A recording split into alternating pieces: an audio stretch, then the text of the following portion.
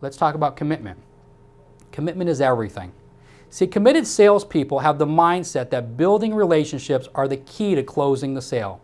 See, they see the sales process as a series of commitments instead of one big commitment at the very end. They get a series of decisions along the way, so the close is actually a natural conclusion.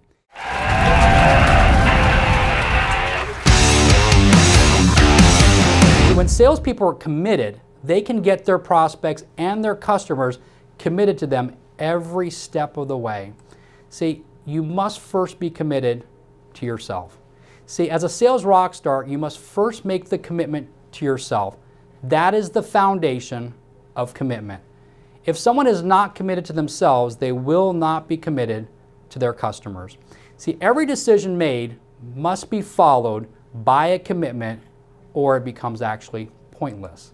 See, some people have what's called the mindset of short-termism. Short-termism means that you're only focused on selling the prospect something today and that's it. You abandon the lifetime relationship and you make it transactional. See, that's a transactional way of selling that will only work in the short term. That mindset will keep you away from getting referrals from your customers. You will constantly always be looking for new sales opportunities instead of being given new opportunities by others. So without commitment, nothing happens. See, if you make the commitment to get up early one morning and you choose not to follow that commitment, you're actually only hurting yourself. Once you've let yourself down, you leave the door now open to let somebody else down. If you did not make the effort to push yourself to get up early that morning, how much effort are you going to give to the customer when they say no to you?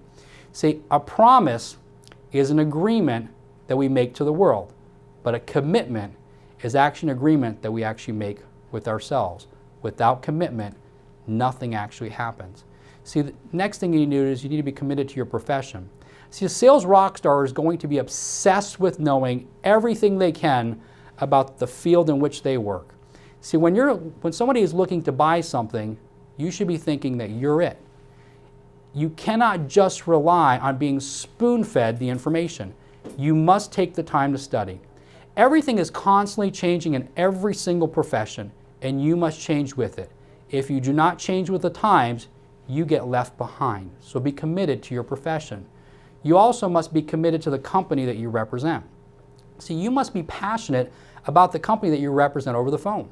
A sales rock star understands that the company's success and their success are both actually tied together. Abraham Lincoln once said, "I am a success today because I had a friend who believed in me and I didn't have the heart to let him down."